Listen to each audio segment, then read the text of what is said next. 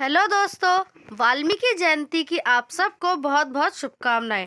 तो आज हम जानेंगे कि महर्षि वाल्मीकि एक खूंखार डाकू से इतने बड़े महर्षि कैसे बने और उनके गुरु कौन थे, और साथ ही ये भी जानेंगे कि उनका नाम वाल्मीकि कैसे पड़ा। तो दोस्तों, वीडियो शुरू करते हैं और जानते हैं महर्षि वाल्मीकि के जीवन से जुड़ी कथा के बारे में। महर्षि वाल्मीकि, जिनका जन्म अश्विन महीने की पूर्णिमा को एक ब्राह्मण परिवार में हुआ था।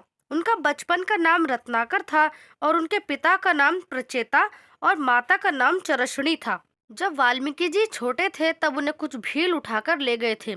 भील जो जंगलों में रहते हैं और जंगल में आने जाने वाले लोगों को लूटा करते हैं और उनको मार भी देते हैं, यही उनकी रोजी रोटी थी।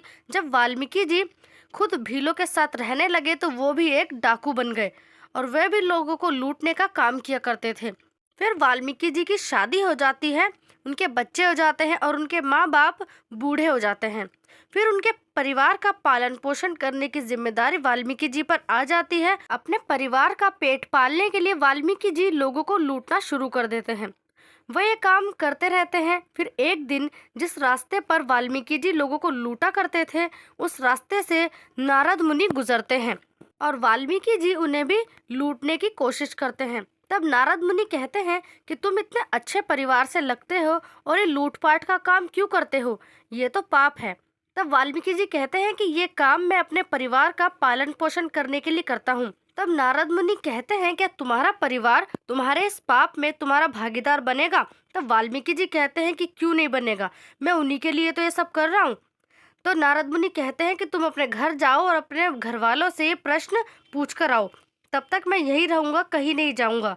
तो वाल्मीकि जी अपने घर आते हैं और अपने परिवार वालों से प्रश्न पूछते हैं कि मैं तुम्हारे लिए जो ये सब खाना पीना लेकर आता हूँ, उसके लिए मैं जो पाप करता हूँ, क्या तुम सब उसमें मेरे भागीदार बनोगे? तब उनका परिवार कहता है कि तुम्हारे पाप में हम क्यों भागीदार बनेंगे। ये सुनकर वाल्मीकि जी वापस आते हैं और नारद मुनि से कहते हैं कि वे तो मेरे उस पाप में भागीदार नहीं बनेंगे। तब नारद मुनि कहते हैं कि जिन लोगों के लिए तुम इतने बुरे काम कर रहे हो, अगर वो ही तुम्हारे पाप में भागीदार नहीं बनेंगे तो ये सारे पाप करने का क्या फायदा। तब वाल्मीकि जी कहते हैं कि हे मुनिवर, मैं इस पाप से मुक्ति पाना चाहता हूँ और आप ही मुझे कोई रास्ता बताइए। तब नारद मुनि कहते हैं कि इस पाप से मुक्ति पाने का एक ही रास्ता है कि तुम राम नाम का जप करो। पर वाल्मीकि जी जैसे ही राम नाम का जाप करने लगते हैं, उनसे ये राम नाम का जाप होता ही नहीं है, क्योंकि उनके पाप ही इतने ज्यादा होते हैं। फिर नारद मुनि ने कहा कि तुम राम नाम की जगह मरा मरा शब्द का उच्चारण करो। फिर वाल्मीकि जी मरा मरा शब्द का उच्चारण करते हैं और धीरे धीरे ये मरा मरा शब्द राम राम शब्द में बदल जाता है। वाल्मीकि जी कई सालों तक एक ही जगह पर बैठ के तपस्या करते रहते हैं, जिस वजह से उनके पूरे शरीर पर चींटियों का ढेर लग गया था और इसी वजह से उनका नाम वाल्मीकि पड़ा। तो दोस्तों, क्या आप जानते हैं कि संस्कृत के सबसे पहले श्लोक की रचना वाल्मीकि जी ने की थी और इसके बाद ही ब्रह्मा जी ने उन्हें रामायण लिखने को कहा था और उन्होंने श्लोक के पूरे छंद में उस रामायण की रचना की। रामायण की रचना करने के बाद से वाल्मीकि जी को आदि कवि और प्रथम कवि के नाम से जाना गया।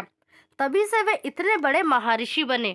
तो दोस्तों, अब हम आपको बताते हैं कि वाल्मीकि जी के गुरु कौन थे। तो वाल्मीकि जी के गुरु नारद मुनि को ही माना जाता है, क्योंकि उन्हीं के समझाने पर उन्होंने अधर्म का रास्ता छोड़कर धर्म का रास्ता अपनाया था। तो दोस्तों, वाल्मीकि जी के आश्रम में माता सीता को किस नाम से बुलाया जाता था, ये आप हमें बताइए कमेंट करके। आज के लिए इतना ही, अब मिलेंगे अगली वीडियो में। तब तक के लिए पढ़ते रहिए, खुश रहिए।